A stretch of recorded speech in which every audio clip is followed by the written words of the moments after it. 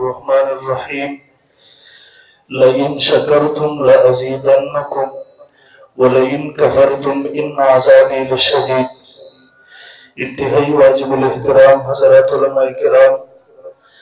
اور مسلک اہل سنت والجماعت سر تعلق لرونکو ردریالا کی ډیرو خیرتمندو په دین مېرو مسلمانانو ورونو، زموږ ستاسو د نن جلسه او پروګرام چې د تحریک ازادي او د علماء حق کې په کردار په عنوان باندې منعقده ده. محترمو ګڼو علماء کرام مشران دلته تشریف فرما دي. ما نه مخکې هغوی تفصیلي بیانونه وکړله، ما نه وروسته به انشاءالله العزیز حضرات تفصیلي اصولي بیانونه کوي. وخت انتهایی مختصر دی، د دې وجې نه زه مختصرو الفاظو کې څو معروضات په خپل عنوان باندې عرض کوم. محترمو، جنگ ازادي دا یو ډېر لوی تاریخ دی. یقین مو که کله که انسان هغه شروع کړي شاید 3-4 ګڼو کې هغه ختم نشي، لیکن زه صرف د جلګیانو په طور ستاسو په ذهن کې راوستل غواړم. تاسو 1600 طرف شئ شاته کله چې هندوستان ته یو انګریزان اگر تجارت په نوم باندې راغلله، د ایسټ انډیا کمپنۍ په نوم باندې هغوی یو کمپنۍ تجارتي قایم کړله. هغوی بیا د هغه ځای نه خپل سازشونه شروع کړله او هغه وخت هم راغی چې په هندوستان باندې د هغوی حکومت شولو، په بری صغیر باندې د هغوی حکومت شولو. دغه د غلامۍ حالات په مسلمانانو باندې بلکې د بری صغیر په انسانانو باندې مسلط شولو. هغه وخت کې محترمو د انګریز خلاف د ټولو نه اول عالمي بغاوت بلندوونکی حضرت امام شاه ولی الله رحمه الله هغې د مسلمانانو ذهن سازي شروع کړله. د هغې لپاره حجت الله البالغه ولیکله، د قرآن مجید ترجمه ولیکله. هغه تحریک مخ په وړاندې تللو. 1803 کې د هغه بچي شاه عبدالعزیز رحمه الله د دغه برصغیر عظیم محدث هغې فتوا ورلره ویل هندوستان دارالحرب دی، دلته انګریز خلاف په مسلمانانو باندې جهاد فرض دی. د شاه صاحب د خیالات سید احمد شهید رحمه الله، حضرت مولانا شاه اسماعیل شهید رحمه الله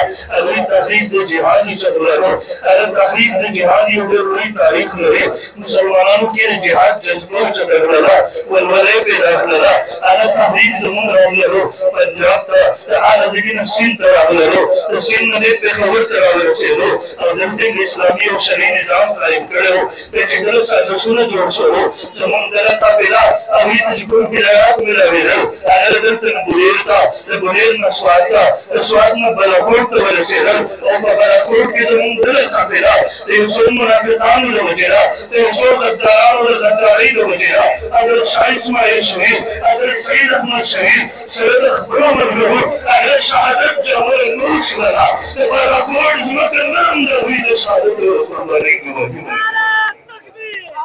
محترمو،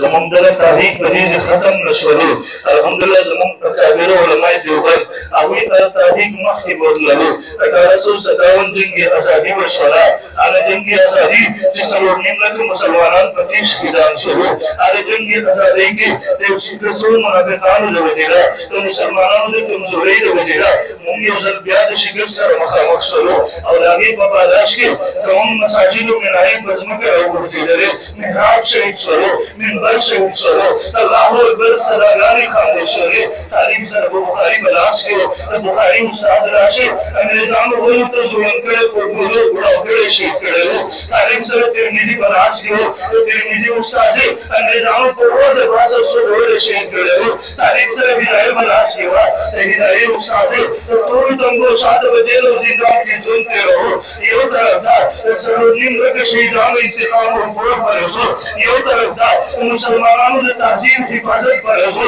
یو طرف ته د مسجد مدرسې تقدس بحالول چلند و. په دې حالات کې د انګریزانو د دنیا عیسایي مبلغین، یهودي مبلغین دعوت لرله. هغوی ته ویل راشئ دلته مسلمانانو ذهنونه خراب کړئ، هغې ته د شکوک و شبهاتو زهر ودنګه کړئ او په دې وخت کې اسلام او قرآن باندې تحریرا اعتراضات شروع شول، میلې ولګېدې، مجالس د مناظرې ګرمول شو، کتابونه د قرآن خلاف ولیکل شو، مسلمانانو ځای په ځای باندې میلې ولګېدې. هغې ته د دنیا مبلغین دعوت لرا مناظرین دعوت لرا صرف اسلام کارګر کول هغه حالاتو کې تاثیر انتناب لرا چې دلته برابر صغیر کې اسلام محفوظ څنګه پاتې شي دلته مسلمانانو تهذیب ژوندی څنګه پاتې شي لیکن تاسو تاریخ وڅکئ نن تاریخ د دې خبرې گواهی ورکوي که کله تاسو هم تاریخ وڅکئ بیا ان شاء الله تاسو دې دماغ هم د دې خبرې گواهی ورکوي چې په دغه سخت حالاتو کې په دغه مشکل حالاتو کې دا ټول ژوند دا یوې دیني درسګاه دا یوې دیني مدرسې کړی و چې هغه مدرسې ته دارالعلوم دیوبند ویلی شم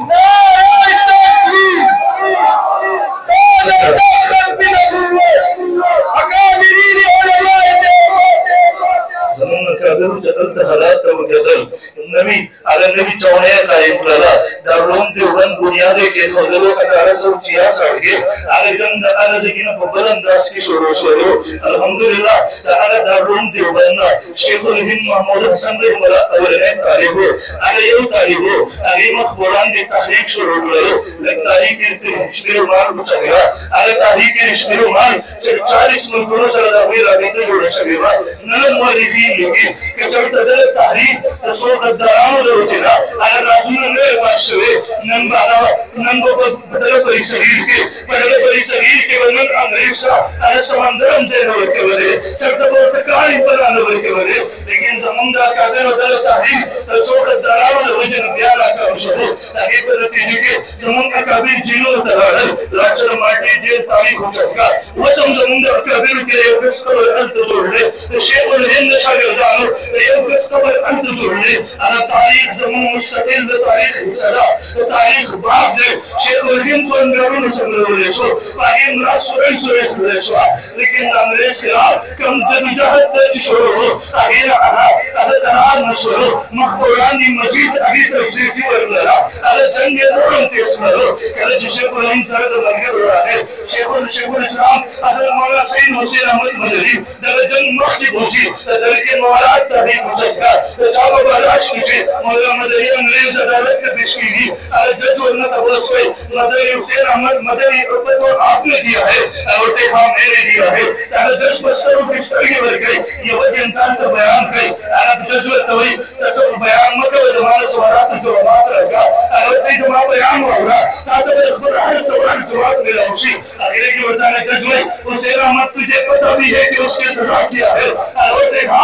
और ये सादर पर ऊपर सरो राजो देखो ऐसी होते रहा को मैं इतना जाहिल नहीं हूं कि अंग्रेज के कानून से भी नवाते हो सचरे दारों के बंद रख ना तो पता बा मर्ग ने अखबार तासु सरा बड़े सजा है ना और मैं अखबार को बंद दारों ने सरे बड़े हाजिर محترم زمونږ د تحریک مخ په وړاندې تللو سره یو واقعیت کې بیانوم تفصیلات خبره اوږدېږي خبره زه په دې ځای باندې مختصر کړو یو محترمه دغه تاریخ و دویم نمبر چې کله د پاکستان د تقسیم د پاکستان د جوړېدو تحریک وشت شولو پرون ما کتاب کتلو علامه ظفر احمد عثماني رحمه لیکلي وو ویل ما ته د علماو وفد راغی باقاعده هغه علماو نومونه لیکلي دي ویل ما ته مولانا شکور علي صاحب وویل ما ته ویل आपका क्या हाल ख्याल है पाकिस्तान बनना चाहिए कोई मात्र जहां बनना चाहिए कोई मात्र वही फिर आपको निकलना होगा प्यादा सोलमा बने उसे उलमा तो बोले जमून जरूरत चले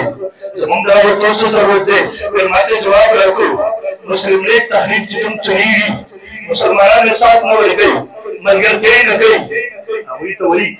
शक्लों ने मुसलमानों ने नहीं तासो कुरान सुन्नत न किए गए तासो इल्म नशरे तासो इस्लाम से तासो इस्लामी मुल्क से गायब के علامہ ظفر احمد عثماني فرمائے بنون بسم الله وکړه حضرت تنویر رحمه الله دغه مریدان خلفای وکړه علامہ شبیر احمد عثماني حکیم عمر مولا شفاعی طالبی ابوی وکړه مسلمانانو د دې په आवाज لبیک وایي دغه په پاداشي 1947 کې وطن عزیز آزاد شولو هغه په وجود کې راغلو هغه خلکو قرباني ورکړي او موږ تاسو الله رب عزت جلال د مملکت را نصیب کړو الحمدلله لیکن تاسو ته پته ده خبره مختصر کوم په دې ختمو الله نعمت راکو د نعمت شکر ادا کول ضروري دی شکرتم لازیدنکم ولئن کفرتم من عذاب شدید تاسو ناشکري وکړله رب فرمایي بیا زما عذاب سخت دی د ناشکرۍ په صورت کې کله نعمت باندې زبان راځي هغه نعمت رب ذوالجلال اخلي شکر څه دی الله مونږ تاسو ته وطن راکړی تاسو ته پته ده ৭۵,۰۰۰ زنانه رسیدان اور وکړي مسلمانانو د تحریک په آزاد گزارش کې د پاکستان د ازادۍ تقسیم په وخت کې تاسو ته پته ده زموږ مسلمانانو اطلاعات داري تاریخ وایي 10 लाख 9 लाख کسانو قرباني ورکړې ده د هندوانو تاریخ وایي 6 लाख مسلمانان په دې کې شهیدان شوي دي 6 लाख یو طرف ته 9 लाख بل طرف ته ৭۵,۰۰۰ زنانه هغې قربانۍ ورکړې دي لیکن تاسو ته پته ده نن دا زنانه مونږ تاسو ته هغه 9 लाख شهدا د هغې روحونه ما ته دې اواز راکوي یقین وکړه هغوی ته که پته لګېدلي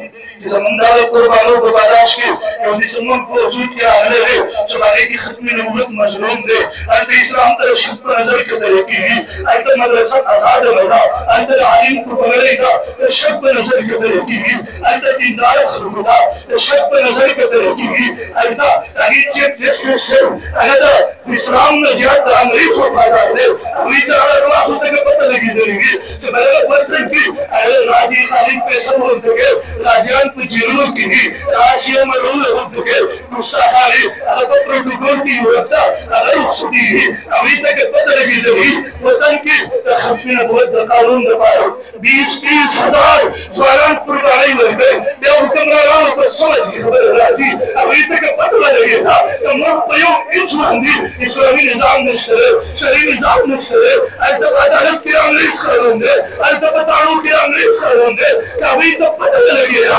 قسم دی نن به هغه زما استاد د هغوی روحونه کې له منطقې او خیرې برابر کوي یو ځل محترمو